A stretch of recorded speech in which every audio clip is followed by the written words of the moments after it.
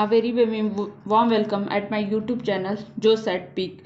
जैसा कि time table मैंने बनाया था उसी हिसाब से हम चलेंगे और बिल्कुल मैंने ये राइटिंग पे मत जाइएगा और ना ही हम कह सकते हैं कि बहुत अच्छे से मैंने कहीं से इसका टाइप वगैरह करवाया, क्योंकि मेरे पास बहुत सारे बुक हैं। उस बुक से मैंने जितना मुझे इम्पोर्टेंट लगता है उससे मैं एक पास लिखती हूँ, फिर उसका नोट्स बनाती हूँ। उसके बाद मैं ये आप लोग को हैंड रिटेन नोट, क्योंकि जैसे मैंने आप लोग से प्रॉमिस किया था कि डेली कम से चार से 5 वीडियो आएगा आप लोगों के लिए, और वही टॉपिक आएगा जो मैंने बताया। जैसे आपका करंट अफेयर हो गया, जो कह सकते हैं नंबर गेनिंग है, जिससे हमको नंबर क्या होता है, ज़्यादा मिलता है। ठीक है, और टाइम तो बिल्कुल यहाँ किल नहीं होगा आपका, या हम कह सकते हैं बिल्कुल टाइम यहाँ लगेगा ही नहीं। थोड़े से ही टाइम में हम कह सकते हैं जल्दी से जल्दी सब कुछ कवर कर लेंगे, और बहुत कम टाइम में, क्योंकि मैंने जो प्रॉमिस किया है एक दिन में मैं 4 से 5 टॉपिक पे आप लोग को वीडियो देने के लिए, तो वो मैं डेली दूंगी। ठीक है, करंट अफेयर हो गया, हमारा मैथ्स हो गया, जीएस जीके हो गया, और कह सकते हैं हमारा इंग्लिश हो गया, और हमारा साइंस हो गया। ये सारी चीज़ें अगर हमारा एक तैयार हो जाएगा तो हमारा पेपर कैसे हो सकता है, बहुत अच्छे से हो सकता है। और केवीएस पीआरटी और कह सकते हैं यूपी सुपर टेट पीआरटी, इसका मैं तैयारी करा रही हूँ आप लोग को बहुत अच्छे से। ठीक है, तो इसी में हम कह सकते हैं जो हमारा नेक्स्ट कह सकते हैं कि जो पर्यावरण से कुछ क्वेश्चन आ जाते हैं जो बहुत ही इंपॉर्टेंट होते हैं, कह सकते हैं सुपर इंपॉर्टेंट होते हैं, वही क्वेश्चन हम लेकर आए हुए हैं। ठीक है, तो बिल्कुल आपको थोड़ा सा भी हेल्पफुल लगता है, आपको अच्छा लगता है, मेरी मेहनत आप लोग को अच्छी लगती है, तो प्लीज़ मेरे चैनल को लाइक कीजिए, सब्सक्राइब कीजिए, क्योंकि आप सब्सक्राइब कर लेंगे तो जितनी भी वीडियो मैं डालूंगी आप लिख जाएंगे। क्योंकि मेरा जो चैनल है इसका मोटो ही यही है, जो हाउस वाइफ हैं या जो कहीं अदर जॉब करते हैं, जो प्राइवेट स्कूलों में पढ़ाते हैं, उनके लिए मैं ये वीडियो डालूं, ताकि वो बस कह सकते हैं कुछ ही समय में ये ज़्यादा से ज़्यादा चीज़ें क्या कर सके, पढ़ सके। ठीक है, चलिए स्टार्ट करते हैं। देखिए, सबसे पहले तो हम कह सकते हैं जो हमारा पर्यावरण में कुछ इंपॉर्टेंट टॉपिक है, जैसे कह सकते हैं सजीव और निर्जीव। तो सजीव निर्जीव तो सब जानते हैं, इससे रिलेटेड हमारा क्वेश्चन नहीं आता। इससे हमारा क्वेश्चन आ जाता है कि जैविक घटक क्या होते हैं और अजैविक घटक क्या होते हैं। ठीक है, जैविक घटक और अजैविक घटक। ठीक है, तो वैसे ही सेम आप लगा देंगे, जैविक मतलब सजीव और अजैविक मतलब निर्जीव। यानी हम जानते हैं कि जितने भी पेड़ पौधे होते हैं, जीव जंतु होते हैं, जो सूक्ष्म जीव होते हैं, जिसे हम माइक्रो ऑर्गेनिज्म कहते हैं, ये सारा हमारे क्या है, सजीव में आ जाते हैं, यानी जैविक घटक में आ जाते हैं। और जो जल हो गया, वायु हो गया, पर्वत हो गया, ये सारे क्या होते हैं, निर्जीव होते हैं, वो अजैविक घटक के अंतर्गत आ सकते हैं। ठीक है, यानी जो हमारा पर्यावरण है ना, वो 2 घटकों से मिलकर बना हुआ है। किससे किससे, जैविक घटक और अजैविक घटक। ठीक है, जिसमें जैविक घटक में कौन कौन से होते हैं, जैविक घटक वो होते हैं जो हम कह सकते हैं जो चल सकते हैं, जो घूम सकते हैं, जो सांस ले सकते हैं। ठीक है, सांस ले सकते हैं। ठीक है, जो खुद खा सकते हैं, उसको कह सकते हैं पचा सकते हैं। ये सारी चीजें हमारी किस में आ जाती है, जैविक घटक के अंतर्गत आ जाती है। ठीक है, इस पे बहुत ज्यादा मैं जानती हूँ आप लोग को बहुत बताने की जरूरत नहीं है, आप लोग जानते हैं। लेकिन मे भी देखिए ऐसा क्वेश्चन आज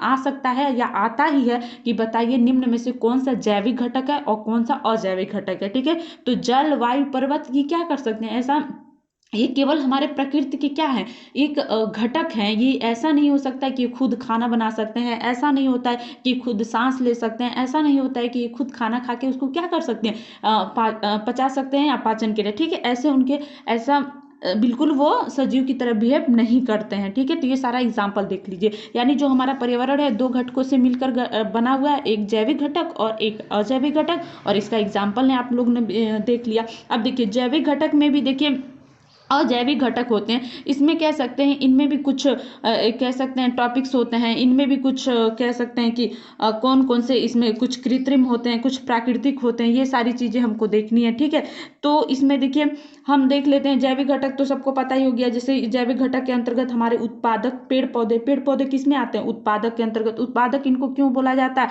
आप पढ़े होंगे कि उत्पादक वो होते हैं जो अपना भोजन स्वयं बनाते हैं। ठीक है, तो ये पेड़ पौधे हो गया। अब ये मत कहिएगा कि हाँ मैम हम भी अपना भोजन तो खुद ही किचन में बनाते हैं तो हम उत्पादक हैं, बिल्कुल भी नहीं। हम वहाँ केवल पकाते हैं, किचन में हम खाना क्या करते हैं, केवल पकाते हैं। अगर हमारे पास आलू ना हो जैसे सब्जी में, और हमारे पास गोभी ना हो, अगर हमारे पास कह सकते हैं राइस ना हो, या हमारे पास फ्लोर आटा ना हो, तो ये सारी चीज़ें हम क्या कर सकते हैं, नहीं ला सकते। यानी ये हमें मिलता है कहाँ से, प्लांट से। हम केवल किचन में जाके क्या करते हैं, खुद अपना भोजन पकाते हैं। ठीक है, तो जो पेड़ पौधे हो गए वो होते हैं उत्पादक, और जो जीव जंतु होते हैं वो होते हैं उपभोक्ता।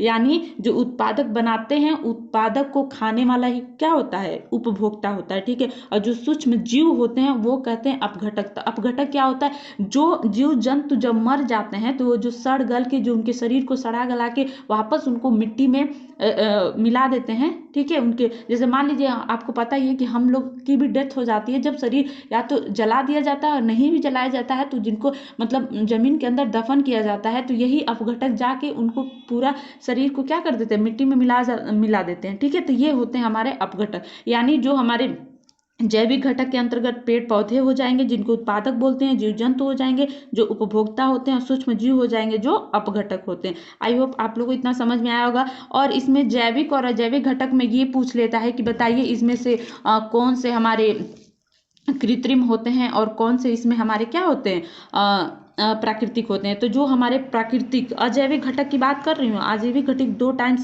दो टाइप्स के होते हैं, एक प्राकृतिक घटक और एक होता है कृत्रिम। तो प्राकृतिक में कौन कौन से होते हैं, प्रकाश होता है, कह सकते हैं वायु होता है, ठीक है, भूमि होता है, नदी होता है, और ये हमारा झील हो जाएगा, ठीक है। लेकिन कृत्रिम की बात करें तो ये हो जाएगा सड़क हो जाएगा, नहर हो जाएगा और बांध हो जाएगा। आपको पता है कि जो सड़क होता है, ठीक है, वो मानव के इंसान के द्वारा ही बनाया जाता है। जो हमारा नहर होता है वो भी इंसान के द्वारा ही बनाया जाता है। जो बांध होता है वो भी कृत्रिम ही होता है, वो भी इंसान के द्वारा ही क्या होता है, उसको बनाया जाता है, ठीक है। आई होप आप लोग को इतना समझ में आएगा। नेक्स्ट हमारा क्या होता है, नेक्स्ट हमारा होता है कह सकते हैं पारिस्थितिकी तंत्र। क्या होता है हमारा पारिस्थितिकी तंत्र, ठीक है। अब देखिए पारिस्थितिकी तंत्र हमारा क्या है, इसके बारे में थोड़ा सा हम लोग पढ़ लेंगे कि पारिस्थितिकी तंत्र हमारा क्या होता है। तो देखिए एक मिनट, थोड़ा सा इसको हम लोग एडजस्ट कर लेते हैं, ठीक है। तो ये हमारा हो गया पारिस्थितिकी तंत्र या पारितंत्र, ठीक है। तो देखिए इकोसिस्टम शब्द सबसे पहले किसने दिया था, तो एजी टांसले ने दिया था। और कब दिया था, 1935 में, ठीक है। इकोसिस्टम एजी टांसले 1935 में वातावरण के जैविक एवं अजैविक घटकों की अंतरक्रिया से ही विकसित तंत्र को ही क्या कहते हैं, पारितंत्र कहते हैं। आई थिंक ये आप लोग को समझ में आ गया होगा। ये पहले ही मैंने बताया था कि जो हमारे पर्यावरण है वो दो घटकों से मिलकर बना हुआ है। फर्स्ट हमारा होता है अजैविक घटक और सेकेंड हमारा होता है जैविक, ठीक है। तो ये हमारे हो गए। अब नेक्स्ट हमारा क्या होगा, जो हमारे पारिस्थितिक तंत्र होते हैं उनके जो कह सकते हैं प्रकार कौन कौन से होते हैं, ठीक है। प्रकार कौन कौन से होते हैं, कितने प्रकार के होते हैं, तो इसमें भी हो जाएगा, एक हो जाएगा प्राकृतिक पारितंत्र और दूसरा हमारा हो जाएगा कह सकते हैं कि ये मानव निर्मित पारितंत्र, ठीक है। तो प्राकृतिक पारितंत्र में क्या हो जाएगा, झील, समुद्र, महासागर, नदी, वन, घास, मैदान, ये सारे हमारे कहाँ से मिले, प्रकृति से मिले हुए हैं, ठीक है। और ऊपर से ये हमारा हो जाएगा फसल, भूमि, यानी जो मानव निर्मित पारितंत्र है, मानव निर्मित पारितंत्र में क्या क्या आता है, कह सकते हैं फसल भूमि आ जाएगी, कृषि भूमि आ जाएगी, घास का खेत हो जाएगा। देखिए इससे क्वेश्चन पूछता है कि बताइए इसमें से कौन सी पारिस्थितिक तंत्र जो है वो हमारा मानव निर्मित है, ठीक है। तो फसल की भूमि या कृषि भूमि आ जाएगा, फिर घास का खेत हो जाएगा। घास का खेत मतलब कह सकते हैं वो घास नहीं जो प्रकृति रूप से उगते हैं, ये जो हम बनाते हैं, जैसे गेहूं चावल पौधा, ठीक है, गेहूं चावल का पौधा, ये हो जाएगा। नेक्स्ट हमारा क्या हो जाएगा, धान का खेत, ठीक है। तो धान का खेत से ही एक दो बार क्वेश्चन पूछा है, तो ये हो जाएगा हमारा धान का खेत, ठीक है। आई होप आप लोग को इतना समझ में आएगा, ठीक है।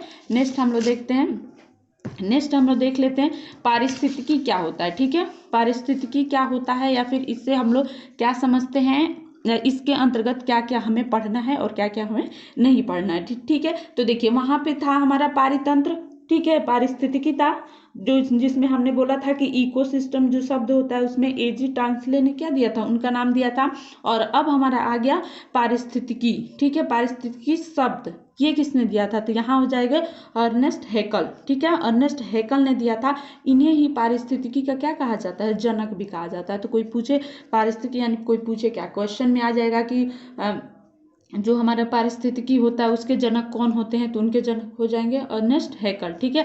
पर्यावरण व जीवों का पारस्परिक संबंधों का अध्ययन इसमें क्या कहलाता है, पारिस्थितिकी कहलाता है। पारिस्थितिकी क्या कहलाता है, पर्यावरण व जीवों का पारस्परिक संबंधों का अध्ययन ही क्या कहलाता है, हमारा पारिस्थितिकी कहलाता है, ठीक है। और प्लीज़ मैं पढ़ाते पढ़ाते मैं एकदम उसमें मगन हो जाती हूँ और मैं लाइक करने के लिए सब्सक्राइब करने के लिए नहीं बोलती हूँ। तो प्लीज़ मेरे चैनल को लाइक और सब्सक्राइब भी करें ताकि आप लोग का जितना भी होगा, आप कुछ भी जिस पे भी आप चाहते हैं कि हाँ मैं वीडियो बना के दूँ, या जो भी प्रिपरेशन आपका चल रहा है वो टॉपिक आप लोग को टफ लग रहा है, तो प्लीज़ आप उसको कमेंट बॉक्स में बता सकते हैं कि हाँ मैम ये पढ़ा दीजिए, या ये टॉपिक मेरा थोड़ा सा वीक लग रहा है, ये मुझे नहीं आ रहा है, तो मैं ज़रूर कोशिश करूँगी कि उस पर मैं कम से कम टाइम में ज़्यादा से ज़्यादा उसको मैं क्या करूँ, पढ़ा सकूँ। ठीक है, कम से कम टाइम में।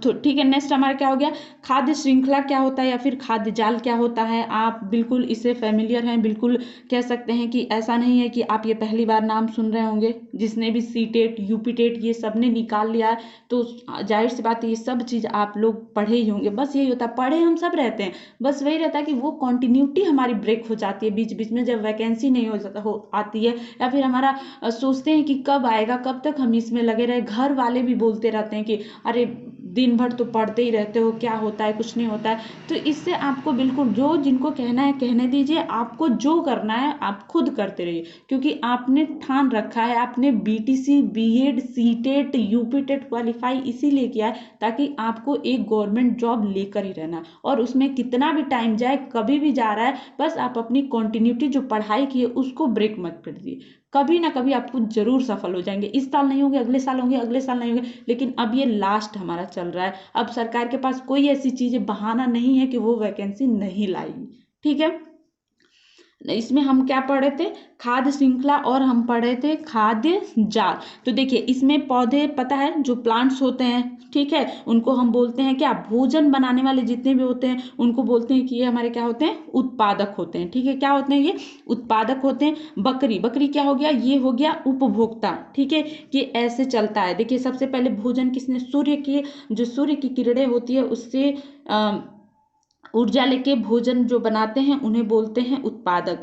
भोजन बनाने के बाद जो उनको खाते हैं, ठीक है, उनको कहते हैं उपभोक्ता। यानी जो अगर बकरी होता है जो सिर्फ घास खाते हैं, मांस या अदर चीज नहीं खाते हैं, उन्हें बोलते हैं प्राथमिक उपभोक्ता। ठीक है, देखिए उपभोक्ता के अंदर मानव भी आ जाएगा, बकरी भी आ जाएगा, शेर भी आ जाएगा, लेकिन अब इनको भी 3 पार्ट्स में कह सकते हैं कैटेगराइज किया गया है इनको अलग अलग, कि कौन प्राथमिक है, कौन द्वितीयक है और कौन तृतीयक है। कभी कभी किसी को लगता है ना कि अरे ये टॉपिक तो बहुत ईजी है, तो हमको आता ही है, लेकिन देखिए पिछली बार जब कह सकते हैं हुआ था, इससे पहले जो 69,000 वाले में मानव का पूछ लिया था, और सबने उनको क्या लगा के आया था, सबने लगाया था कि ये तृतीयक, ठीक है, तृतीयक उपभोक्ता है। मानव क्या है, तृतीयक उपभोक्ता है, क्योंकि ये भाई ये तो सर्वाहारी हैं, सब खाते हैं, सबने तृतीयक लगा के आया था। लेकिन बेसिकली क्या होता है, ये होता है द्वितीयक उपभोक्ता। जो मानव होते हैं वो किस में आते हैं, सर्वाहारी तो होते हैं, लेकिन वो बेसिकली किस में आते हैं, द्वितीयक उपभोक्ता में आते हैं। ठीक है,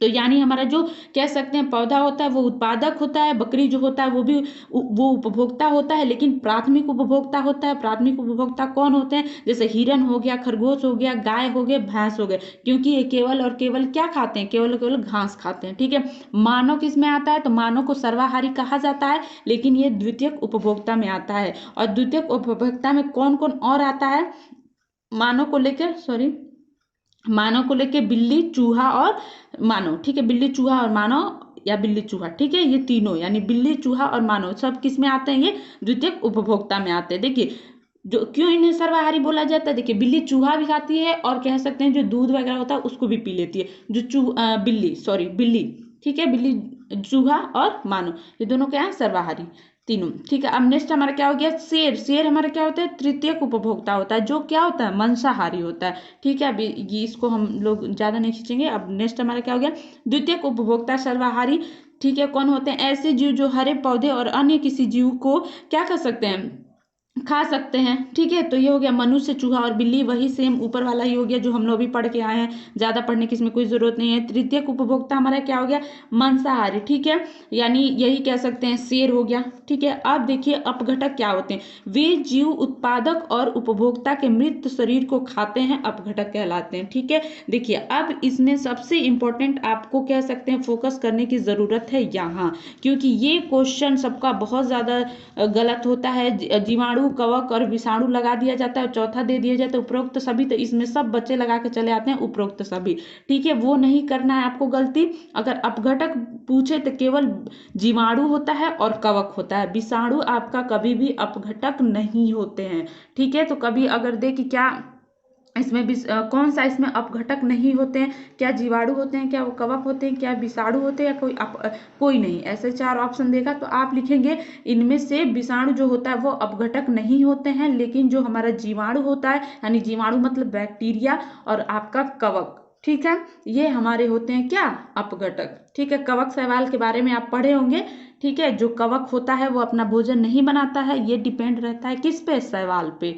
ठीक है, तो भोजन कवक प्राप्त करता है शैवाल से, और जो शैवाल होता है वो भी कवक पे डिपेंड करता है, क्योंकि वो कवक जो होता है उसको रहने के लिए क्या देता है? घर देता है, या रहने के लिए जगह देता है। तो दोनों एक दूसरे पे क्या होते हैं? डिपेंड होते हैं, कवक और कह सकते हैं लाइकेन। इसीलिए कवक और लाइकेन को एक ही साथ बोला जाता है, कवक लाइकेन। कवक की जरूरत है, कह सकते हैं, लाइकेन को, और लाइकेन की जरूरत है कवक को। ठीक है, तो वो तो चलिए नेक्स्ट टॉपिक आएगा तो हम उसको अच्छे से समझाएंगे, बताएंगे ही। लेकिन अगर अपघटक पूछे तो हमारा उसमें जीवाणु हो जाएगा, यानी जिसको बैक्टीरिया बोलते हैं, और कवक हो जाएगा। ठीक है, नेक्स्ट हमारा आ गया खाद्य श्रृंखला क्या होता है। ठीक है, देखिए ये बिल्कुल मैंने ऐसा नहीं है, पर्यावरण में तो बहुत कुछ है, ऐसे आपको बहुत सारी चीज़ें मिल जाएगा पढ़ने के लिए, लेकिन मैं वही चीज़ें बताऊंगी जो जिससे आता है। ठीक है, नेक्स्ट हमारे ये देखिए, और नेक्स्ट हमारे इसमें क्या है? नेक्स्ट है खाद्य श्रृंखला। खाद्य श्रृंखला जिसको बोलते हैं फूड चेन। ठीक है, ये क्या है? देखिए सबसे पहले हमारा हो जाएगा, अभी हम पढ़ के ही आ रहे हैं, उत्पादक होता है, उसके बाद उपभोक्ता होता है, उसके बाद हमारा क्या होता है? अपघटक होते हैं। ठीक है, और इसमें क्या करता है? उत्पादक जो होता है वो जो कुछ भी खाना अपने अंदर लिया रहता है उससे उपभोक्ता खाता है, उपभोक्ता से कौन लेके जाता है? अपघटक में। तो सब इनमें क्या कॉमन होता है? ये ऊर्जा एक स्तर से दूसरे स्तर में जाता है, वो दूसरे स्तर से तीसरे, यानी उत्पादक के पास खाना बनाता है, जाहिर सी बात है उसके पास ऊर्जा के भंडार है, क्योंकि उसके फूड, उसके पास भोजन उसी के पास है, तो वो भोजन खाता है उत्पादक। ठीक है, तो उसके पास उसमें से कुछ ऊर्जा उसके अंदर चला जाता है। ठीक है, उसके बाद उसको खाता है प्राथमिक, द्वितीयक, तृतीयक, इस तरह के ऊर्जा हमारा क्या होता है? जाता रहता। ठीक है, तो पारितंत्र में ऊर्जा का जो प्रवाह होता है हमेशा एक दिशा में ही होता है। ये पूछा है कि ऊर्जा का प्रवाह पारितंत्र में क्या होता है, क्या वो एक दिशीय होता है, द्विदिशीय होता है, त्रिदिशीय होता है, या फिर कोई नहीं? तो हमेशा पारितंत्र में जो ऊर्जा का प्रवाह होता है तो हमेशा क्या होता है? वो एक दिशीय होता है, एक दिशा में होता है। और कह सकते हैं, देखिए जब भी उत्पादक के बाद जब उपभोक्ता उसको खाता है, यानी जब वहां से ऊर्जा जाता है उपभोक्ता में, उस उपभोक्ता से ऊर्जा जाता है प्राथमिक उपभोक्ता में, प्राथमिक उपभोक्ता जब द्वितीयक खाता है तो द्वितीयक उपभोक्ता में जाता है। तो इस तरह जो ऊर्जा होता है ना, हमेशा 10% करके एक स्तर से दूसरे स्तर में, दूसरे से तीसरे स्तर में जाता है। तो हम इसको बोलते हैं 10% का नियम। और इस 10% का नियम किसने दिया था? तो लिंडरमान नामक एक साइंटिस्ट थे, उन्होंने ही दिया था। यानी हम कह सकते हैं, अगर हम कह सकते हैं कि हमारे पास कोई एक उत्पादक है, अगर उसका 100% उसके पास ऊर्जा है तो उसका केवल 10% ही जाएगा किसमें? उपभोक्ता में। अगर उपभोक्ता, मान लीजिए वो उपभोक्ता क्या है? प्राथमिक उपभोक्ता है, वो उसको खाता है, तो अगर उसको द्वितीयक उपभोक्ता खाएगा, ठीक है, तो उसके में से भी केवल 10% ही द्वितीयक उपभोक्ता में से जाएगा। फिर द्वितीयक उपभोक्ता को जब तृतीयक उपभोक्ता खाएगा तो तृतीयक उपभोक्ता में भी द्वितीयक उपभोक्ता का केवल 10% ही ऊर्जा क्या होगा? जाएगा। तो इस तरह हम कह सकते हैं कि इस पारितंत्र में एक जीव को 10% ऊर्जा ही संचित करता है। ठीक है, 10% ऊर्जा का मतलब है कि अगर कोई, मान लीजिए आपके पास उत्पादक है, ठीक है, उत्पादक है और उसके पास 10 यूनिट, ठीक है, अगर 10 यूनिट ऊर्जा है तो इसका 10% अगर निकालेंगे तो क्या होगा? 90। ठीक है, 90 इसके अंदर बचेगा, बाकी 10 क्या हो जाएगा? अगले के पास चला जाएगा। तो ये हमारा हो जाएगा, इसको बोलते हैं लिंडमान का 10% का नियम। आई होप आप लोग को ये सारी चीज़ें बहुत अच्छे से समझ में आई होगी। और चलिए नेक्स्ट हम देख लेते हैं कि नेक्स्ट इस पर हमारा टॉपिक क्या है। ठीक है, अब देख लीजिए, सॉरी थोड़ा सा हम इसको और नीचे करते हैं और फिर देखते हैं। ठीक है, और प्लीज़ अगर आपको लगता है कि हाँ थोड़ा सा भी मैंने आप लोग के लिए मेहनत किया है, आपको बिल्कुल भी कह सकते कम टाइम में ज़्यादा से ज़्यादा कंटेंट देने की कोशिश करती हूँ, तो प्लीज़ मेरे चैनल को लाइक कीजिए, सब्सक्राइब कीजिए। ठीक है, चलिए नेक्स्ट हम क्या देखते हैं। जब जीव स्तर बढ़ता है तो ऊर्जा की मात्रा क्या होती है? घटती जाएगी। ठीक है, प्रत्येक पोषण तल के तंतु में केवल 10% ही ऊर्जा ही अगले स्तर तक जाता है। ये बिल्कुल हम पढ़ के अभी आए हैं, लिंडमान नामक साइंटिस्ट ने ये दिया था। ठीक है, देखिए अगर ये हमारा होता है सबसे पहले उत्पादक होते हैं, उत्पादक के बाद होता है हमारा शाकाहारी, शाकाहारी के बाद होता है मांसाहारी, मांसाहारी के बाद होता है सर्वाहारी। और लेवल फर्स्ट में हमेशा कौन होते हैं? उत्पादक होते हैं। लेवल सेकंड में हमेशा कौन सा होता है? हमारा शाकाहारी होता है। और लेवल थर्ड में हमारा कौन सा होता है? मांसाहारी। और जो एकदम लास्ट होता है उसे बोलते हैं सर्वाहारी। और इसके भी ऊपर कौन से होते हैं? अपघटक। क्योंकि ये भी क्वेश्चन पूछता है कि किसी पार्य तंत्र में सबसे अंतिम स्तर पे या सबसे ऊंचे स्तर पे कौन होते हैं, तो हमेशा उसका आंसर होगा अपघटक। क्योंकि अपघटक ही वो होते हैं जो वापस जहां से हम पैदा हुए हैं वापस वहीं हमको क्या करते हैं? मिला देते हैं। ठीक है, ये हो गया। अब ये हमारा क्वेश्चन तो बहुत इंपॉर्टेंट है और बिल्कुल हर बार आता ही है, चाहे वो यूपी टेट हो, कह सकते हैं सुपर यूपी टेट हो, सी टेट हो, सुपर टेट हो, आता ही आता है। ठीक है, कि पारिस्थितिकी में जो पिरामिड होता है वो पिरामिड क्या बला है? आपको पता है, आप पढ़े होंगे मिस्र का पिरामिड क्या होता है। तो पिरामिड मतलब यही होता है ना कि उसका पिरामिड किसको कहते हैं? पिरामिड प्रिज्म के आकार का होता है ना पिरामिड। ठीक है, पिरामिड मतलब उसका कह सकते हैं जो आधार हो, बेस हो, वो थोड़ा चौड़ा रहता है, फिर उससे ऊपर थोड़ा सा उससे कम चौड़ा, कम मतलब एकदम पीक में जाएंगे तो एकदम छोटा होता जाएगा। यानी हम कह सकते हैं एक ट्रायंगल के शेप में, ट्रायंगल उल्टा नहीं, ट्रायंगल सीधा, जो ट्रायंगल सीधा होता है उसी को हम बोलते हैं पिरामिड। ठीक है, तो इससे क्वेश्चन पूछ सकता है कि जीव संख्या का पिरामिड क्या होता है, पेड़ पारितंत्र का पिरामिड क्या होता है, तालाब का पारितंत्र क्या होता है। ठीक है, ये सारी चीजें हम इसमें पढ़ेंगे, किसमें? पारिस्थितिकी पिरामिड में। ठीक है, अब नेक्स्ट हमारा क्या हो गया? यही है, जीव संख्या का पिरामिड जो होता है सदैव क्या होता है? सीधा होता है। ठीक है, ऊर्जा का हम लोग पढ़े थे, ऊर्जा में पिरामिड नहीं था, बस कि ऊर्जा का जो हम कह सकते हैं स्थानांतरण हो रहा है वो किस दिशा में होता था, तो वो एक दिशीय दिशा में होता था। ठीक है, अब पारिस्थितिकी पिरामिड में पढ़ेंगे कि जीव संख्या का पिरामिड सदैव क्या होता है? सीधा होता है। पेड़ पारितंत्र का पिरामिड सदैव क्या होता है? उल्टा होता है। ठीक है, देखिए पेड़ पारितंत्र का जो पिरामिड होता है सदैव क्यों उल्टा होता है? देखिए हमको पता है कि जो हमारा ट्रायंगल के हिसाब से हमारा सीधा होता है ये, अगर ऐसे, ठीक है, ऐसे बनता है। चलिए ये तो पेड़ यानी हमारा ये क्वेश्चन याद कर लीजिए कि जीव संख्या का जो पिरामिड होता है सदैव सीधा पिरामिड होता है, और पेड़ पारितंत्र का जो पिरामिड होता है सदैव उल्टा होता है। उल्टा क्यों होता है? क्योंकि देखिए यहाँ पे सबसे पहले क्या हो जाएगा, नीचे देखिए सबसे अधिक होना चाहिए, लेकिन यहाँ पे नीचे पेड़ पारितंत्र की बात करेंगे तो एक पेड़, ठीक है, केवल एक पेड़ होगा तो जाहिर सी बात है एक पेड़ होगा तो ये जगह कम लेगा। उसके बाद पेड़ पे, एक पेड़ पे बहुत सारे पक्षी होते हैं। ठीक है भाई, इसका पक्षी का थोड़ा सा हम कह सकते हैं लेवल ज्यादा बड़ा होगा। क्यों? क्योंकि पेड़ से ज्यादा पक्षी होता है संख्या, और फिर पक्षी से ज्यादा कीड़े मकोड़े होते हैं, असंख्य कीड़े मकोड़े होते हैं। क्योंकि आप कहीं जाइए, ठीक है, उनके कीड़े मकोड़े की संख्या क्या है? बहुत ज्यादा। इसीलिए कह सकते हैं पेड़ पारितंत्र का जो पिरामिड होता है सदैव उल्टा होता है, जीव संख्या का जो पिरामिड होता है सदैव क्या होता है? सीधा होता है। ठीक है, अब नेक्स्ट हमारा क्या हो गया कि जीव भार का पिरामिड क्या होता है? जीव भार का पिरामिड हम देख लेंगे। इसमें से मैं आपको लिख के दे रही हूँ, ठीक है, कि मैं एकदम गारंटी बोल रही हूँ कि केवीएस में भी और पीआरटी में भी दोनों से इससे क्वेश्चन इतना कंफ्यूज करता है कि तालाब का पिरामिड उल्टा होता है, सीधा होता है, क्या होता है, और बच्चे हर बार पढ़ के जाते हैं और वो ऐसा ट्विस्ट करके क्वेश्चन पूछ देता है कि उसमें गलती हो ही जाता है कि कौन सीधा होता है कौन उल्टा होता है। ठीक है, तो देखिए जीव संख्या का पिरामिड सदैव सीधा, पेड़ पारितंत्र का पिरामिड सदैव उल्टा, जीव भार में पिरामिड कौन कौन सा होगा? तो देखिए जो वन पारितंत्र होता है वो हमेशा सीधा होता है। फिर जीव भार में जो घास पारितंत्र होता है उसका पिरामिड हमेशा सीधा होता है, लेकिन जो तालाब पारितंत्र होता है उसमें उसका पिरामिड सदैव क्या होता है? उल्टा होता है। ठीक है, तालाब पारितंत्र में ये हो गया। भार से मतलब समझ रहे हैं ना, भार मतलब हम कह सकते हैं कि किसका भार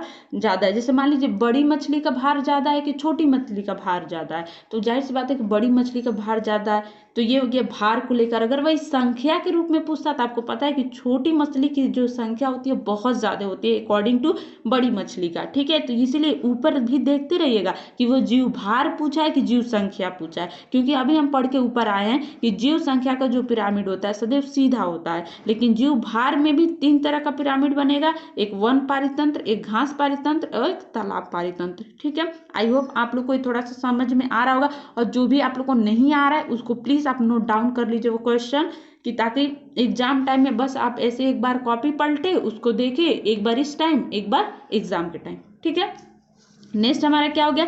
नेक्स्ट हो गया संचित ऊर्जा का पिरामिड कह सकते हैं सदैव क्या होगा? सीधा बनेगा। यानी जो संचित ऊर्जा होता है उसका पिरामिड कह सकते हैं सदैव क्या बनेगा? वो हमारा सीधा बनेगा। ठीक है, ये हो गया संचित ऊर्जा। देखिए नाइट्रोजन वायुमंडल में एनटी के रूप में होते हैं। N2 मतलब क्या हो गया, नाइट्रोजन। ठीक है, नाइट्रोजन वायुमंडल में जो होते हैं वो N2, यानी ये जो नाइट्रोजन का सिंबल होता है N2 के रूप में होते हैं, लेकिन जो पेड़ पौधे होते हैं उसे नाइट्रेट के रूप में उसे लेते हैं। ठीक है, अब देखिए नाइट्रोजन सबसे पहले, देखिए ये भी क्वेश्चन, ये भी आपको लगता होगा ना कि अरे ये तो बहुत इंपॉर्टेंट है, लेकिन केवीएस में एक क्वेश्चन ये पूछा था कि जो कह सकते हैं जो हमारे पास जो कीट होते हैं या फिर जो भी पेड़ पौधे होते हैं वो पहले नाइट्रोजन को किस में तोड़ते हैं, क्या अमोनिया में तोड़ते हैं, अमोनियम में कि नाइट्रेट में। तो सबने लगाया था नाइट्रेट नाइट्रेट नाइट्रेट, जबकि वो क्वेश्चन क्या है, रॉन्ग है। सबसे पहले नाइट्रोजन कन्वर्ट होता है अमोनियम में, फिर कन्वर्ट होता है किसमें, नाइट्रेट में। इसीलिए देखिए केवीएस डीएसएसबी जैसे एग्जाम आप देने जा रहे हैं तो ऐसा आप ऊपर ऊपर पढ़ के नहीं जा सकते। आप बिल्कुल ऐसा चीज पढ़ के आपको जाना है कि अगर आप ऊर्जा का पिरामिड पढ़ रहे हैं तो सारे एस्पेक्ट से उसको पढ़ के जाए कि कहीं से भी क्वेश्चन आए तो आप उसको कर जाए। सबने नाइट्रेट लगा के आया था, लेकिन उसका आंसर क्या होगा, नाइट्रेट। नाइट्रोजन जो होता है फर्स्टली चेंज होता है किसमें, अमोनियम में, यानी NH4+ में, फिर उसके बाद चेंज होता है किसमें, नाइट्रेट यानी NO3 में। ठीक है, आई होप इसको समझ में आया हुआ। और इसी को बोलते हैं नाइट्रोजन स्थिरीकरण कहलाता है। ठीक है, क्या कहलाता है, नाइट्रोजन स्थिरीकरण। ठीक है, अब नाइट्रोजन स्थिरीकरण करने में कौन कौन से जीवाणु जो होते हैं वो पार्टिसिपेट करते हैं उसको देख लीजिए। कुछ बहुत सारे जीवाणु होते हैं, लेकिन कुछ इंपॉर्टेंट मैंने यहाँ लिखा है, जैसे राइजोबियम हो गया, एक्टोबैक्टीरियल हो गया, ठीक है, क्लोरोबियम हो गया और नील हरित शैवाल हो गया। ये सारे क्या करते हैं, ये सारे नाइट्रोजन फिक्शन में ये पार्टिसिपेट करते हैं, क्योंकि आपको पता है कि जितने भी हमारे वायुमंडल, हमारे एटमॉस्फेयर में लगभग 78% नाइट्रोजन है, लेकिन इस नाइट्रोजन को डायरेक्टली पेड़ पौधे उसको ग्रहण नहीं कर सकते, नहीं ले सकते अपने अंदर। उनको सबसे पहले चेंज करते हैं अमोनियम में, date is called the NH+4।